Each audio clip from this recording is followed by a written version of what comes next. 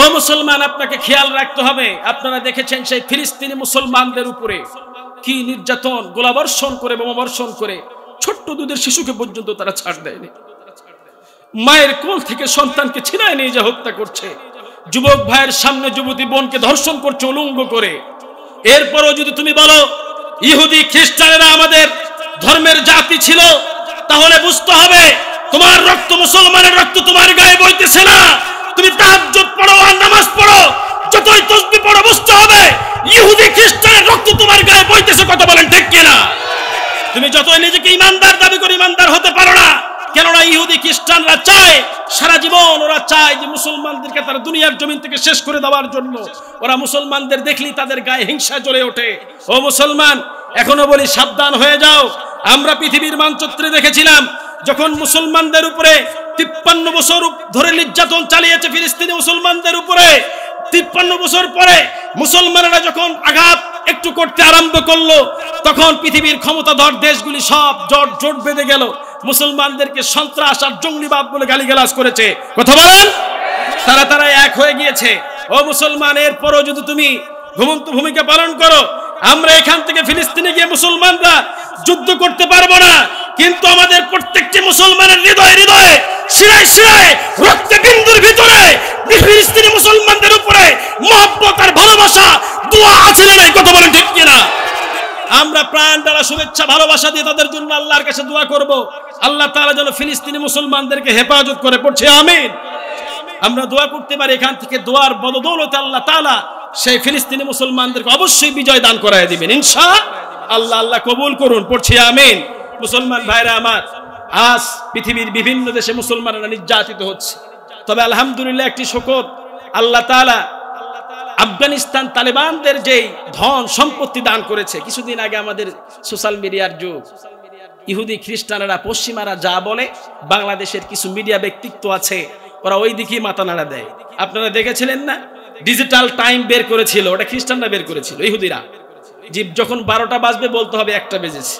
কিছুদিন পর এটা বন্ধ করে দেওয়া হলো। তারপরে দেখা গেল আফগানিস্তান মুসলমান তালেবানেরা দীর্ঘ 21টি বছর ধরে নির্যাতিত হয়েছে, জেলে গিয়েছে। 21 বছর পর যখন ইহুদি খ্রিস্টানদের সমস্ত চক্রান্তকে ধূলিসাৎ করে দিলেন, সব পুড়িয়ে দিলেন, ইহুদি খ্রিস্টান কুত্তার বাচ্চারা তারা পালাইতে বাধ্য হলো, বিমানের চাকা ধরে পালিয়ে গিয়েছিল। কথা বলেন না কেন? পালিয়ে গিয়েছিল। সেই সময় মুসলমানেরা, পৃথিবীর সমস্ত ক্ষমতাধর দেশগুলি, ইহুদি খ্রিস্টানেরা সেই আফগানিস্তানদেরকে তালেবান আর জঙ্গি বলে আখ্যায়িত করেছিল। আজ দেখা যায় পৃথিবীর সমস্ত ইহুদি খ্রিস্টানেরা সেই তালেবানদের কাছে ভিক্ষার হাত পাতিয়ে দিয়েছে, আমাদেরকে একটু সহযোগিতা করো। সেই সময় আমাদের বাংলাদেশের কিছু মিডিয়া ব্যক্তিত্ব, টিভি ভাষ্যকারেরা বলেছিল তালেবানরা হচ্ছে জঙ্গি, এরা হচ্ছে পৃথিবীর সন্ত্রাসবাদী দল, এদের সঙ্গে এদের কথা যেই বলবে সেই তালেবানদের এজেন্ট, তালেবানদের হয়ে কাজ করতেছে বাংলার জমিনে, তাকেও ধরে গ্রেফতার করো, এমনও কথা উচ্চারণ হয়েছিল। কথা বলেন ঠিক কিনা? আর আজ আল্লাহ তাআলা অসহ্য নিয়ামত দিয়ে ভরিয়ে দিয়েছেন, আলহামদুলিল্লাহ বলেন। মুসলমানেরা যখন উপরের দিকে ওঠে, যারা প্রকৃত মুসলমান তাদের হৃদয়ে আনন্দ উৎফুল্লিত হয়। আর যখন ইহুদিরা দেখে মুসলমানেরা উপরের দিকে উঠছে, ইহুদি খ্রিস্টানদের ভিতরে জ্বলন সৃষ্টি হয়, ঠিক কি না?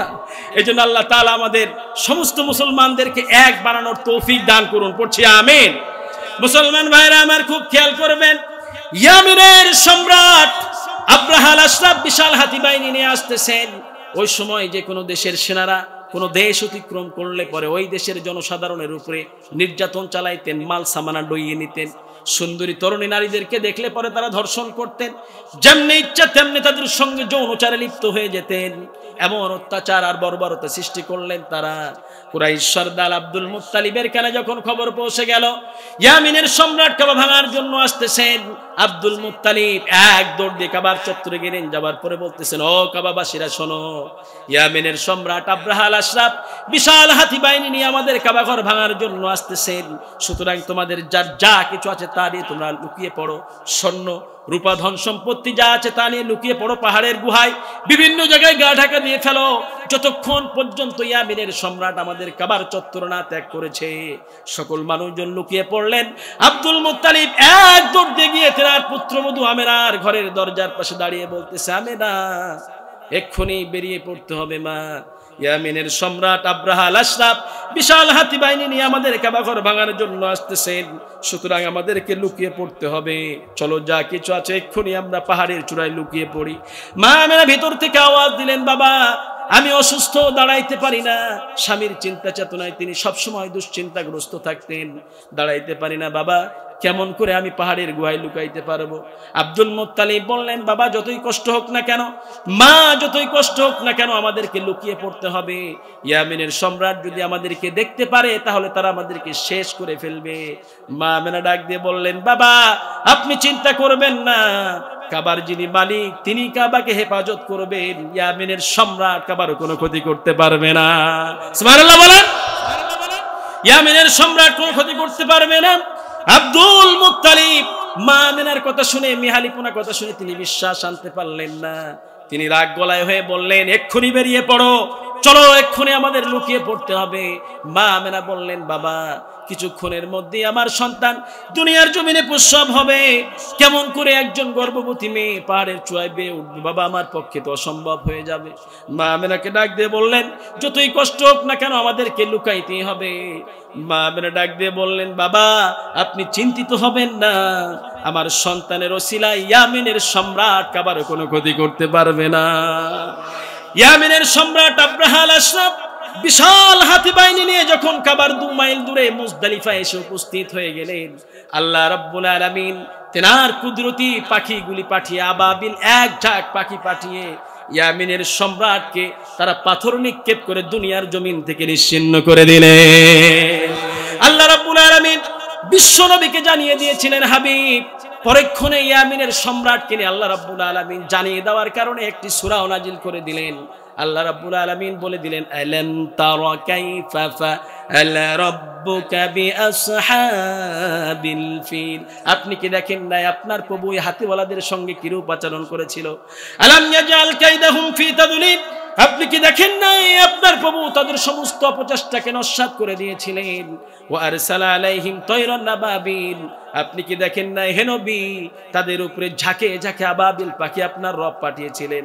তারমিহিম বিহিজারাতিম মিন সিজ্জিল। সেই পাখিগুলি আগুনের পাকানো কঙ্করগুলি নিয়ে, পাথরগুলি নিয়ে তাদের উপরে নিক্ষেপ করেছিল। ফলে ফাজআলাহুম কাআসফিন মাকুল। তাদের চেহারাগুলি চর্বিত ঘাসের ন্যায় পরিণত হয়ে গিয়েছিল। সুবহানাল্লাহ বলে। ইয়ামিনের সম্রাট যখন শেষ হয়ে গেল, সৈন্যদল হাতিগুলি সবগুলি মাটির সঙ্গে মিশায় গেলেন। সেই সময় বাণিজ্য কাফেলা মক্কা থেকে যারা সিরিয়া গিয়েছিলেন, সিরিয়ার বাণিজ্য কাফেলাগুলি মক্কার জমিনে তারা প্রবেশ করতে আরম্ভ করলেন। দলে দলে প্রবেশ করতেছেন।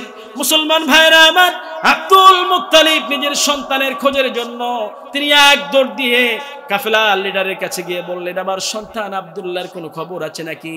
কেউ কোনো খবর দিতে পারে না।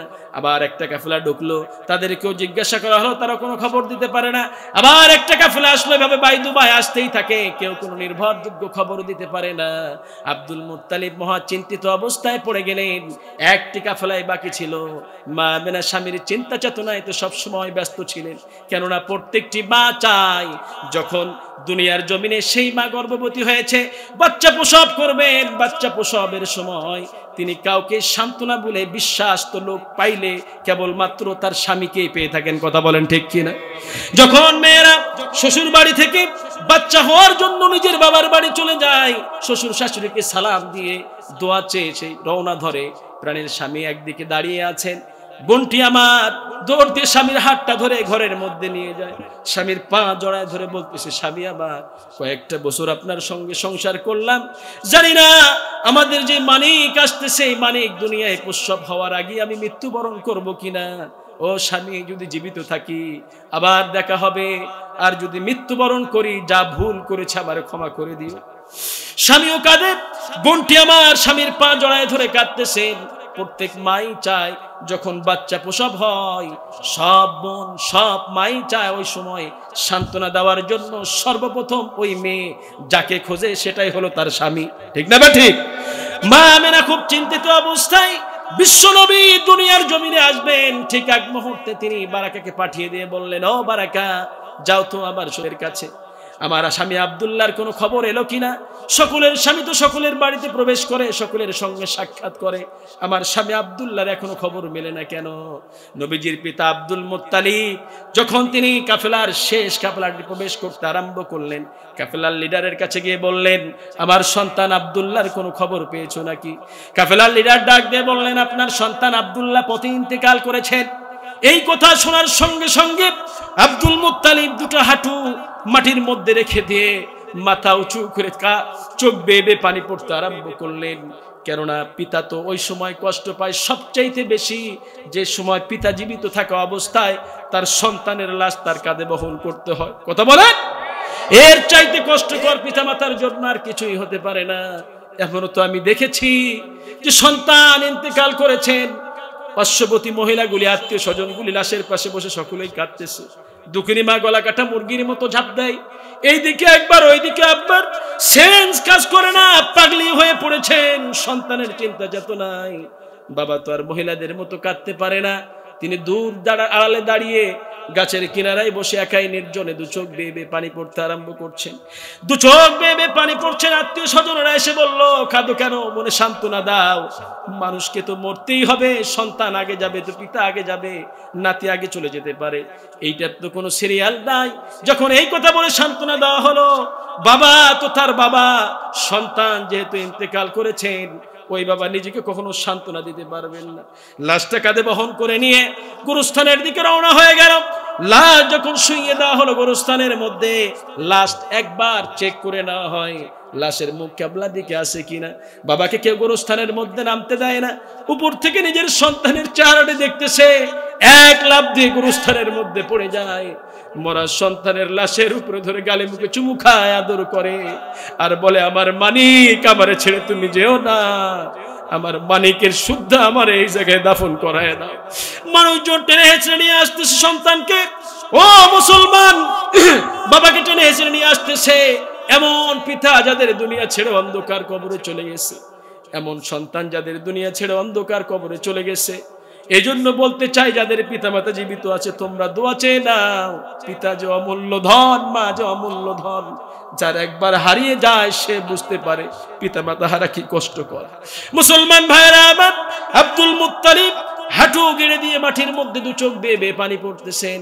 বারাকা যখন শুনতে পারলেন নবীজির পিতা আব্দুল্লাহ দুনিয়ার জমিনে নাই, আমেনার স্বামী আব্দুল্লাহর দুনিয়ার জমিনে নাই, তিনি বিলাপ করে করে কান্না করতে আরম্ভ করলেন। এক দৌড় দিলেন আমেনার কাছে, ও আমেনা, তোমার স্বামী আব্দুল্লাহর দুনিয়ায় নাই, তিনি ইন্তেকাল করেছেন। মা আমেনা বেহুশ হয়ে গেলেন, মাথায় পানি ডাললেন, হুঁশ ফিরে আসে। বিশ্বনবী দুনিয়ার জমিনে আসবেন, আবার জ্ঞান হারিয়ে ফেলে, আবার জ্ঞান হারিয়ে ফেলে, আবার মাথায় পানি ঢালে, আবার জ্ঞান ফিরে আসে, আবার হারিয়ে ফেলে। এইরকম করতে করতে 12 রবিউল আউয়াল সুবহে সাদিকের পর সোমবারের দিন রহমাতুল লিল আলামিন সাইয়্যিদুল কাউনাইন খাতামান নবী বিশ্বনবী জনাবে মুহাম্মদুর রাসূলুল্লাহ সাল্লাল্লাহু আলাইহি ওয়াসাল্লাম ফজরের নামাজের পর এই দুনিয়ার জমিনে মায়ের পেট থেকে পদার্পণ করলেন। সুবহানাল্লাহ। ভাঙ্গা হৃদয় মা আমেনা দাঁড়াইতে পারে না। বিশ্বনবীকে কে লালন পালন করবে এমন মানুষ খুঁজে পাওয়া যায় না। বারাকা বর্ণনা করেন, আমি যখন বিশ্বনবী দুনিয়ার জমিনে প্রসব হলো, সর্বপ্রথম আমি বিশ্বনবীকে আমার কোলে নিয়েছিলাম, আমি কোলে নিলাম।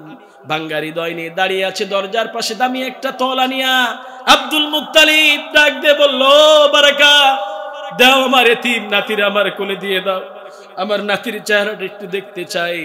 বিশ্বনবীকে যখন আব্দুল মুত্তালিব তেনার দাদার হাতে তুলে দেওয়া হলো, আব্দুল মুত্তালিব বিশ্বনবীর চেহারা দেখে তিনি এক দৌড় দিলেন কাবার চত্বরে। ভাঙ্গা হৃদয় নিয়ে কাবাবাসীকে ডাক দিয়ে বলতেছেন, ও কাবাবাসীরা, এ হচ্ছে আমার বংশধর, আমার আব্দুল্লাহর এতিম সন্তান আহমদ। সুবহানাল্লাহ। সেই বিশ্বনবীর চেহারা দেখার পরে, এত সুন্দর চেহারা, এই চেহারা দেখার পরে মক্কার লোকেরা আনন্দ উল্লাসে মেতে উঠলেন। ফেরেশতাকুল, মানবকুল, সৃষ্টিকুল যা ছিল সকলে আনন্দে মেতে উঠলেন। আব্দুল মুত্তালিব নিয়ে এসে মা আমেনার কাছে আবার তার নাতিকে দিয়ে দিলেন। মা আমেনাকে যখন দেওয়া হলো, নিজের সন্তানকে দেখলেন, দু চোখ বেয়ে বেয়ে পানি পড়তেছেন। স্বামীর মৃত্যুর খবর শুনে বিশ্বনবীর গালে মুখে চুমু খায়, মনে হয় পূর্ণিমার চাঁদ মা আমেনার ঘুরে ধরা দিয়েছে। লালন পালন করার মতো কেউ নাই, দরজার পাশে দাঁড়িয়ে আছেন। সেই সময় নবীজির দুধমা হালিমা সাদিয়া মক্কার দাস বাজারে এসেছিলেন দাস কেনার জন্য। আব্দুল মুত্তালিব ডাক দিয়ে বলল, এই ঘরে একটা এতিম সন্তান আছে, কোনো টাকা পয়সা অর্থ করে দিতে হবে না, পারো যদি এমনিতেই সন্তানকে নিয়ে চলে যাও। এমন কথা বলা মাত্রই নবীজির দুধমা হালিমা সাদিয়া তিনি মন চাইলেন না যাইতে, কিংবা আল্লাহ তাআলা তেনার মন ঘুরিয়ে দিয়েছেন। তিনি বললেন, না হইলেও তো একটি নজর বাচ্চাটাকে দেখে যাই।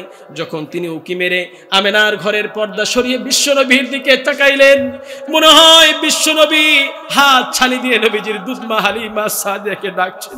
তিনি নিজেকে ধরে রাখতে পারলেন না, এক দৌড় দিয়ে শিশু মুহাম্মদ সাল্লাল্লাহু আলাইহি সাল্লামকে কোলে উঠিয়ে নিলেন, গালে মুখে চুমু খাইতে আরম্ভ করলেন। বাইরে এসে নিজের স্বামীকে দেখাচ্ছেন, স্বামী আমার দেখেন তো এই বাচ্চাটাকে লালন পালনের জন্য নেওয়া যায় কিনা।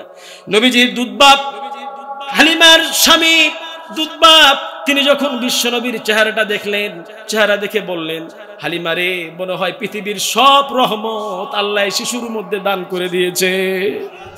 বিশ্বনবীর চেহারা দেখে তেনারা নিজেকে ধরে রাখতে পারলেন না, গাধার পিছু উঠে বাড়ি পথে রওনা ধরলো। যে গাদা সকলের পিছু পিছু যায়, দেখা যায় যে সেই গাদা এমন ভাবে লাফাইতে লাফাইতে আনন্দের ঠেলায় সকলের আগে দৌড় দেয়। সুবহানাল্লাহ বলে। রহমত হয়ে গেল, রহমাতুল লিল আলামিনের দ্বারা আল্লাহ রাব্বুল আলামিন পৃথিবীতে রহমত পাঠিয়ে দিলেন। দেখা যায় যে যেই গাছে ফল ফুটতো না সেই গাছে আল্লাহ ফল দিয়ে ভরিয়ে দিলেন। বিশ্বনবীকে যখন দুধমা হালিমা সাদিয়া বর্ণনা করেন, নবীজির দুধ ভাইয়ের নাম ছিল আব্দুল্লাহ। বিশ্বনবীকে ডান স্তনের দুধ পান করাইতেন, বাম স্তনের দুধ তিনার দুধ ভাই আব্দুল্লাহর জন্য রেখে দিতেন। দুধমা হালিমা সাদিয়া বর্ণনা করেন, আমি যখন বিশ্বনবীকে অনেক চেষ্টার পরে বাম স্তনের দিকে মুখ লাগানোর চেষ্টা করেছি, বিশ্বনবী কখনো বাম স্তনে মুখ লাগায় নাই। সেই জায়গায় বিশ্বনবী বুঝিয়ে দিয়েছেন, ওটি আমার ভাইয়ের হক, এটি আমার হক। সেই জায়গায় বিশ্বনবী সর্বপ্রথম হক প্রতিষ্ঠিত করেছেন। সুবহানাল্লাহ বলে। আর আজকে আমাদের জমিনে ভাইয়ের হক মেরে খাওয়া নিয়ে ব্যস্ত এক শ্রেণীর মানুষ আছে না নাই? ভাইয়ের হক মেরে খেয়ে নেয়, বোনের হক মেরে খায়। যারা ভাইয়ের হক বোনের হক মেরে খেয়েছো, কিয়ামতের ময়দান তোমাদের আসামির কাঠগড়ায় দাঁড় করানো হবে। কবরের মাটি তোমাদেরকে নেবে না যতক্ষণ পর্যন্ত ওই ভাই ওই বোন তোমাদেরকে ক্ষমা না করেছে। খবরদার, তাদের হক বন্টন করে দেন সই সালামতে, পরিপূর্ণভাবে প্রাপ্য বুঝিয়ে দেন। নবীজিকে যখন 2 বছর পর নবীজির দুধমা হালিমা সাদিয়া বিশ্বনবীকে নিয়ে আসলেন তেনার মা আমিনার কাছে। সেই সময় মক্কার জমিনে মহামারী আর প্রাদুর্ভাব চলছিল। নিজের সন্তানকে দেখা মাত্রই মা আমিনা ক্ষীণ হয়ে পড়েছেন। আবার সন্তানকে দুধমা হালিমা সাদিয়ার সঙ্গে পাঠিয়ে দিলেন আর বললেন, বোন, এখন মহামারী প্রাদুর্ভাব চলতেছে, তুমি আমার সন্তানকে আবার নিয়ে চলে যাও। বাদিয়া মরুদ্যানে বিশ্বনবীকে লালন পালনের জন্য সেখানে নিয়ে চলে গেলেন। আবার 5 বছর পর 6 বছরের মাথায় বিশ্বনবীকে নিয়ে আসলেন। নিজের সন্তানের চেহারা দেখার পর গালে মুখে চুমু খাইতে আরম্ভ করলেন। শেষ করে দেয় না, কি বলেন? না, রাত 12টা পার হয়ে গেছে, এত রাত্রে বলা ঠিক হবে না। আপনারা এলোমেলো করতেছেন, অনেকে উঠে যাচ্ছেন। ভাইজান তবারক থাকলে শুধু না, আমি ওটা বলি নাই। আমি তো বুঝতে পারতেছি আপনারা মহব্বতের খাতিরে কোরআন হাদিসের কথা শোনার জন্য আছেন। তাছাড়া তো এতক্ষণ বলতেন যে হুজুর শেষ করে দেন, তবারক নিয়ে বাড়ি যান। এই যে মহব্বত করতেছেন, আলহামদুলিল্লাহ খুব ভালো লেগেছে, কিন্তু রাত 12টার পর মাহফিল করা ঠিক না। আমার বড় বড় হুজুররা বলেছেন, কেননা যে আপনারা যদি কি ফজরের নামাজ না পড়েন, তখন আমার জন্য যদি কিয়ামতের ময়দানে আপনি বলেন, আল্লাহ আওয়াজ শোনার জন্য আমি নামাজ পড়তে পারিনি, আল্লাহ আমি আসামির কাঠগড়ায় আমার দাঁড় করায় দিই।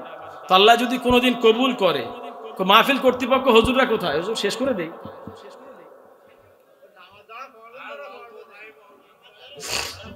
আচ্ছা 10 মিনিট আর চলুক ইনশাআল্লাহ। জি আচ্ছা, যাই হোক, ইনশাআল্লাহ আমরা বিশ্বনবীর জীবনের ঘটনাটা শেষ করে দিই, আমরা শেষ করে দেবো, আখিরি মুনাজাত করবো ইনশাআল্লাহ। আমরা পড়ছি ইনশাআল্লাহ। মুসলমান ভাইরা আমার খুব খেয়াল করবেন, মা মেরা 6 বছরের মাথায় যখন বিশ্বনবীকে কাছে পেলেন, কাছে পাওয়ার পর তেনার মনে চাহনি জেগে গেল যে স্বামীর কবরটা তিনি এক নজরে দেখবেন। ভালো মতো তো স্বামীর ভালোবাসা কিসমতে জোটে নাই। ভালো মতো তো ভালোবাসা জোটে নাই। তিনি তেনার শ্বশুর আব্দুল মুত্তালিবের কাছে প্রস্তাব পাঠালেন, বাবা আমি আমার সন্তানকে পেয়েছি, আমি আমার স্বামীর কবরটা দেখতে চাই, কবর জিয়ারত করতে চাই। আব্দুল মুত্তালিব তিনি রাজি হলেন না, কেননা অনেক মাইল পথ, কোরায় আবিসিনিয়ায় গিয়ে সেখানে মাটি দেওয়া হয়েছে বিশ্বনবীর পিতাকে। সেই জায়গায় 10 দিনের পথ অতিবাহিত হবে একটা উটের পিছনে। উটের পিছনে 10 দিন দৌড়াইলে পরে তারপরে সেই জায়গায় গিয়ে মানুষ উপস্থিত হবে। আব্দুল মুত্তালিব ডাক দিয়ে বললেন, না, কোনো পক্ষেই সম্ভব নয়, তোমরা হচ্ছে মহিলা মানুষ, নারী মানুষ, তোমরা কেমন করে এত দূর পথ যেতে পারবে? এটা অসম্ভব, যেতে দেওয়া যাবে না। মা আমেনা কান্নায় ভেঙে পড়লেন, ডাক দিয়ে বললেন, আমার স্বামীর ভালোবাসা তো আমার কিসমতে জোটে নাই, ভালো মতো স্বামীকে আমি কাছে পাই নাই, স্বামীকে হারিয়ে ফেলেছি, আর স্বামীর কবরটা আমি দেখতে পারবো না। না, এমন ভাবে বায়না ধরে বসলেন। আব্দুল মুত্তালিব আর নিজেকে ধরে রাখতে পারলেন না, তিনি রাজি হয়ে গেলেন, তিনি সম্মতি দিলেন। মা আমেনা, নবীজির মা আমেনা আর নবীজির লালিত পালিত মা বারাকা রাদিয়াল্লাহু তাআলা আনহা 6 বছরের শিশু বিশ্বনবী সাল্লাল্লাহু আলাইহি সাল্লামকে নিয়ে তারা রওনা ধরলেন সেই মদিনার উদ্দেশ্যে। আবিসিনিয়ায় একটি উটের পিঠে রওনা ধরলেন। সেই সময় বাণিজ্য কাফেলার লোকগুলি তারা যাচ্ছিল সিরিয়ার উদ্দেশ্যে ব্যবসার জন্য যাচ্ছিলেন, তাদের সঙ্গে পাঠিয়ে দিলেন। দীর্ঘ 10 দিন পথ অতিবাহিত হওয়ার পর সেই জায়গায় তারা উপস্থিত হলেন। বিশ্বনবীকে মাতুলদের কাছে রেখে, বারাকাকে রেখে মা আমেনা একাই তার স্বামীর কবর জিয়ারত করতে গেলেন। সেখানে তিনি সকালবেলায় যায়, কেঁদে কেঁদে যত চোখের পানি ছিল সব পানিগুলি ফেলে দিয়ে সন্ধ্যার সময় আবার মাতুলদের কাছে বিশ্বনবীর কাছে ফিরে আসেন। এভাবে একদিন নয়, 2 দিন নয়, এক এক করে 40 দিন যাবত মা আমেনা সেই জায়গায় কেঁদেছেন। বিশ্বনবীকে কখনো তেনার পিতার কবরের পাশে নিয়ে যাওয়া হয় নাই। বিশ্বনবী একদিন কান্না আরম্ভ করে দিলেন। বারাকা রাদিয়াল্লাহু তাআলা আনহা বর্ণনা করেন, যখন বিশ্বনবীকে নিয়ে আমি একদিন বসেছিলাম, মা আমেনা কাছে ছিল না, স্বামীর কবর জিয়ারত করতে গিয়েছেন। বিশ্বনবী কান্নায় ভেঙে পড়লেন, মার কাছে যাবেন। এমন তো অবস্থায় আমি দূর থেকে নিয়ে গেলাম, দিয়ে দেখাইলাম, দেখো যে জায়গায় তোমার মা বসে আছে উনি হচ্ছেন তোমার মা, আর যেখানে বসে তোমার মা কাঁদতেছেন সেখানেই তোমার বাবা আব্দুল্লাহ মৃত্যুবরণ করেছে, সেখানে তাকে দাফন করে দেওয়া হয়েছে। বিশ্বনবী তো আদর্শের নবী, 2 চোখ বেয়ে বেয়ে পানি পড়তে আরম্ভ করলেন। তিনি তো আর বিলাপ করে কান্না করলেন না। মা আমেনা চিন্তাধারা করলেন তেনার সন্তানকে লালন পালন করবেন। তিনি আর দেরি করলেন না, তেনার সন্তানকে লালন পালন করবেন। নিজের বাবার বাড়ি মদিনা ছেড়ে তিনি মক্কার জমিনে রওনা ধরে গেলেন। ও মুসলমান বন্ধুরা আমার, বিশ্বনবীকে নিয়ে আসতেছে মক্কা এবং মদিনার মাঝমধ্যে জায়গায় আবওয়া নামক জায়গায় যখন এলেন, বালুচর এলাকা, মরুভূমি আর মরুভূমি, গভীর রাত, গুটগুটে অন্ধকার। মা আমেনার দেহের তাপমাত্রা অস্বাভাবিক বেড়ে গেল। তারা উট থেকে নিচে নামলেন একটু উঁচু জায়গার উপরে। বিশ্বনবী ঘুমানো অবস্থায় গভীর রাত্রিতে মা আমেনা অস্থির হয়ে পড়লেন, দেহের তাপমাত্রা অস্বাভাবিক বেড়ে গেল। নিত্যদিনের সঙ্গী বারাকাকে ডেকে বললেন, ও বারাকা, বাকরুদ্ধ কণ্ঠে ডাক দিয়ে বললেন, ও বারাকা, আমি বুঝি আর দুনিয়ার জমিনে বেশিক্ষণ জীবিত থাকবো না, আমি বুঝি আর দুনিয়ার জমিনে বেশিক্ষণ জীবিত থাকতে পারবো না, মনে হয় আমার মৃত্যু ঘনিয়ে আসছে। ও বারাকা, জন্মের আগে আমার সন্তান তার বাবাকে হারিয়েছে, এতিম হয়ে গিয়েছে, এখন তার চোখের সামনেই তার মাকে হারাইতে যাইতেছে। বারাকা, এই দুনিয়ার জমিনে কেউ তার সঙ্গী থাকলো না, একমাত্র তুমি ছাড়া আমিও চলে যাচ্ছি। ও বারাকা, আজ থেকে তুমি তার মা, তাকে ছেড়ে কোথাও যেও না। এই কথা যখন শুনলেন, বারাকা রাদিয়াল্লাহু তাআলা আনহা কান্নায় ভেঙে পড়লেন। তিনি 2 চোখ বেয়ে পানি পড়তে আরম্ভ করলেন, বিলাপ করে কান্না শুরু করে দিলেন। বিশ্বনবীর ঘুম ভেঙে গেল। অন্ধকারের মধ্যে এক দৌড় দিয়ে মা আমেনার গলা জাপটিয়ে ধরলেন, এমন ভাবে জাপটিয়ে ধরলেন মা আমেনার নিঃশ্বাস বন্ধের উপক্রম। সেই সময় বিশ্বনবীকে মা আমেনা শেষ বিদায়ের আদর জানায় দিলেন, গালে মুখে চুমু খাইলেন, নিজের সন্তানকে এতই আদর করলেন। এই আদর করতে করতে মা আমেনা সেই জায়গায় শেষ নিঃশ্বাস ত্যাগ করে ফেললেন। 2টি লাশের পাশে 2টি প্রাণ, 2 চোখ বেয়ে বেয়ে পানি পড়তেছে। যতক্ষণ চোখে পানি ছিল কান্নায় ভেঙে পড়লেন। বারাকা বর্ণনা করেন, লাশের পাশে কেউ নাই, আমি একজন নারী আর ছোট্ট 6 বছরের শিশু মোহাম্মদ, কেউ নাই আমাদের সঙ্গে সাথী। আমি কি করব, একটি মেয়ে মানুষ। সারা রাত ধরে কাঁদলাম। রাত্রিবেলায় গভীর রাত্রিতে বালু ঝড় শুরু হয়ে গেল। মরুভূমির মধ্যে বালু ঝড়ে টিকে থাকা অসম্ভব হয়ে দাঁড়িয়ে যায়। আমি এক হাত দিয়ে বালু সরে সরে গর্তের মতো করলাম, সেই জায়গায় মা আমেনাকে শুইয়ে দিলাম। কিছুক্ষণের মধ্যে বালু এসে ওই গর্তটি মুজে গেল। সারা রাত বসে কাঁদলাম। পরের দিন সকালবেলায় দুইজন ওই লাশের পাশে বসে, গোরের পাশে বসে আমরা কাঁদলাম। আমি চিন্তা করলাম বিশ্বনবীকে নিয়ে আমি তেনার দাদার কাছে চলে যাব। পরের দিন সকালবেলায় যখন বিশ্বনবীকে নিয়ে আসলাম, নবীজির দাদা ডাক দিয়ে বলল, আমার বৌমা কোথায়, আমেনা কোথায়? আপনার পুত্রবধূ আমেনা পথে ইন্তেকাল করেছেন। আব্দুল মুত্তালিব যেন আরো ভেঙে পড়ে গেলেন তিনি। কিছুদিন পর বিশ্বনবীকে লালন পালন করতেছেন, নিজেও দুর্বল হয়ে পড়েছেন। কিছুদিন পর বিশ্বনবীর 2 বছর পর বিশ্বনবীর দাদা আব্দুল মুত্তালিব তিনিও ইন্তেকাল করলেন। বিশ্বনবী এতিম অবস্থায়, শিশু মুহাম্মদ সাল্লাল্লাহু আলাইহি ওয়াসাল্লাম এমন এতিম হয়ে গেলেন। সেই নবী বলে গিয়েছেন, খবরদার এতিমদের সঙ্গে খারাপ আচরণ করবে না, এতিমদের সঙ্গে যারা ভালো আচরণ করবে আমি নবী আর সেই এতিম কিয়ামতের ময়দানে যারা ভালো আচরণ করবে তাদেরকে নিয়ে আল্লাহর বেহেশতে চলে যাব। এতিমদের সঙ্গে ভালো ব্যবহার করতে রাজি আছেন তো? কারা কারা রাজি আছেন? দোকানে হাত উঁচু করে লাগে দেখায় দেই। লিল্লাহি তাকবীর, লিল্লাহি তাকবীর।